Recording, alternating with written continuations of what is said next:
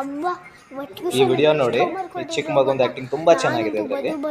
ಇದನ್ನ ದಯವಿಟ್ಟು ಲೈಕ್ ಮತ್ತು ಸಬ್ಸ್ಕ್ರೈಬ್ ಮಾಡಲೇಬೇಕು ನೀವು, ಯಾಕಂತ ಹೇಳಿದ್ರೆ ತುಂಬಾ ಚೆನ್ನಾಗಿದೆ.